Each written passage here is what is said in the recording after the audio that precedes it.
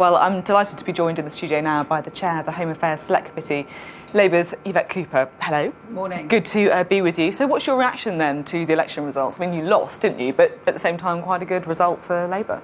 Yeah, and we saw, I think, it was great to see all these constituencies turning Labour again, to see more Labour MPs being elected. I think we had a very strong campaign, and Jeremy's work across the country did a lot to inspire young people coming out to vote. And that's really important, not just for this election, but it feels really important for the health of our democracy to see more people voting, and particularly more young people having their say. At the same time, though, you lost for the third time.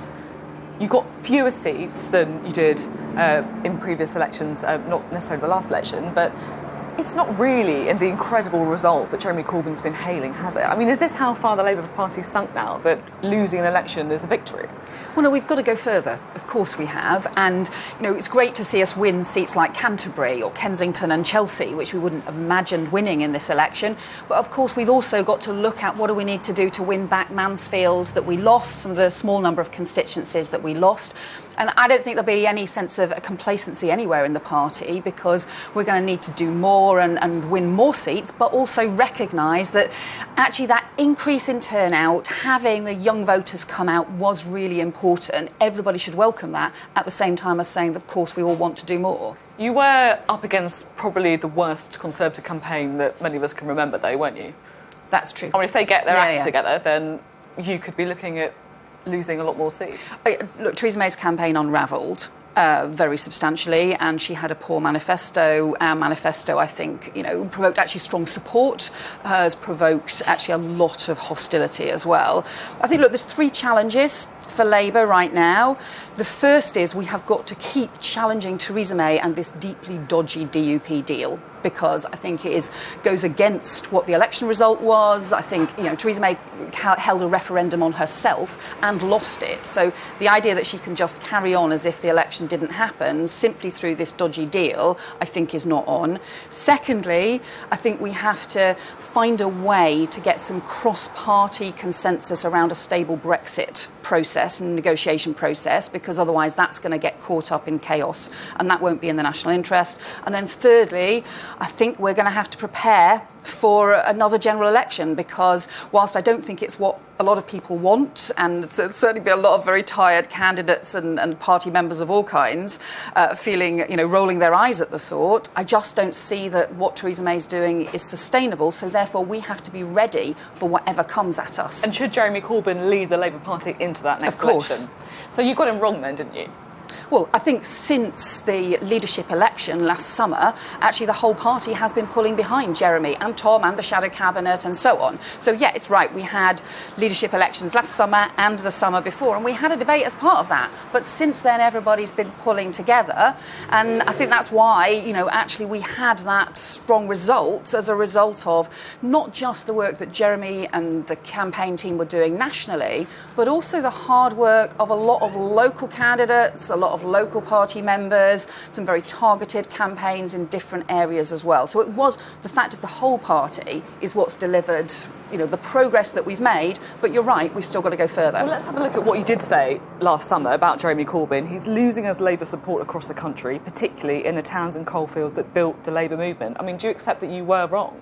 Well, that was what I was worried about at the time of the referendum. Well, and I think we all were. Losing as Labour exactly, support. Because that's what we were all worried about at the time of the referendum. And I think, you can see the contrast between really the campaign that we had during the referendum and the campaign that we've had since then. So I think the campaign now is very different, and actually as a result of everybody supporting it. Last summer, after the referendum, I think we were all deeply troubled about what was happening, not just in coalfields, but in towns across the country. What I think we do have now, though, there is a bit of a difference between areas, particularly London and the cities, where we've had really strong support and a big increase in majorities, big turnout and so on. And of course places like Mansfield, which is a coalfield area in the East Midlands, where actually we lost the constituency there. So it's incumbent on all of us, right through in terms of the leadership, the shadow cabinet and the whole party, to look at what do we do now to build on those gains in those constituencies, as well as look at the areas, where were we lost, and we need to pull that back. I'm still a bit confused about if you think you were wrong about Jeremy Corbyn or not. Well, I think that things have changed since then. And I think what we accepted was we had a leadership election after the summer. At the end of that leadership election, we all said, OK, it's done. We've had that debate. Jeremy won that second leadership election, and he has just shown why he won that second leadership election, because he managed to inspire the Labour Party during last summer, and then also has managed to inspire a lot of people to go out and vote Labour during this election as well. But I do think circumstances have also changed. The referendum last year, I think, was really troubling for a lot of us. We have changed a lot, the party has changed a lot, and the party has moved on a lot since then, and that's why we had such a strong campaign right now. You talked about the party pulling together. So if you were offered a job now in the shadow cabinet, would you take it? I'm not going to be presumptuous about what Jeremy wants to do. It is his decision about what he wants to do in terms of the shadow cabinet, and he's got to choose the shadow cabinet he wants. That's what I think he did last autumn. What he asked me to do was to do the refugee task force, which I did, and where we got the Dobbs amendment through as a result, which was, I think, really important and has helped a lot of child refugees.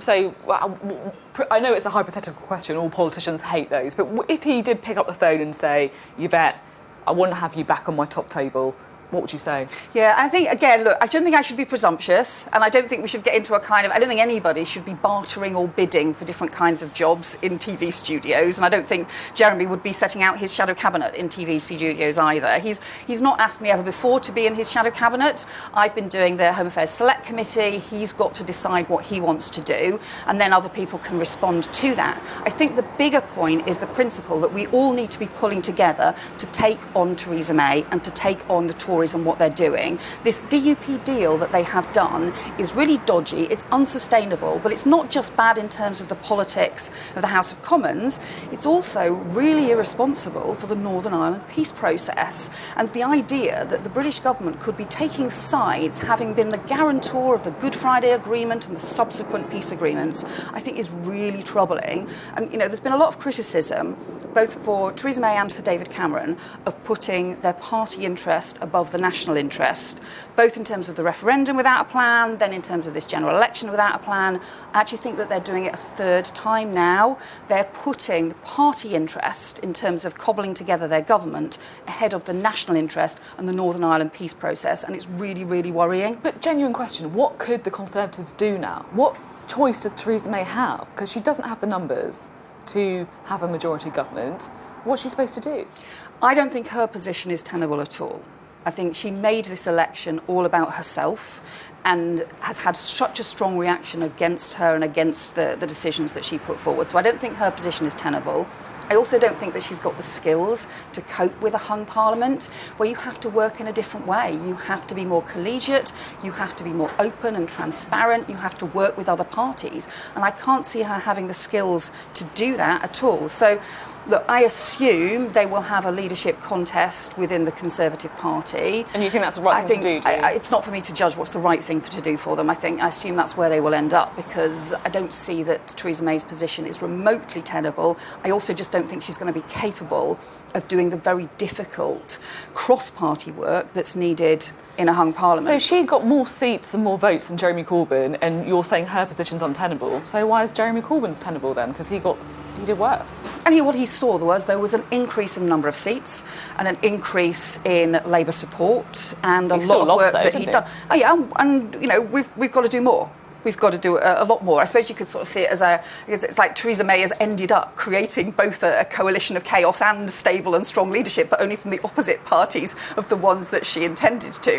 I think the big challenge for us is actually now about the Brexit negotiations. There's not a lot we can do about the chaos in the Conservative Party at the moment, but we've got Article 50 has been triggered, and there needs to be some sort of Brexit negotiation process take place.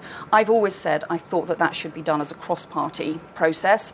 I think now there should be a sort of cross-party commission or group set up to try and take forward those negotiations in a way that is open, that is thoughtful, that is consensual, that accepts that not everybody is going to get the deal they want. There's going to have to be compromises on all sides, but if you try and do it in that way, we might actually be able to pursue the national interest rather than it just getting, stuck in this Tory small cabal, which is what Theresa wants and is simply not going to work. You talk about the Brexit negotiations that are looming, very difficult talks, a big responsibility for a divided parliament. This is a time when surely Jeremy Corbyn needs his top team around him.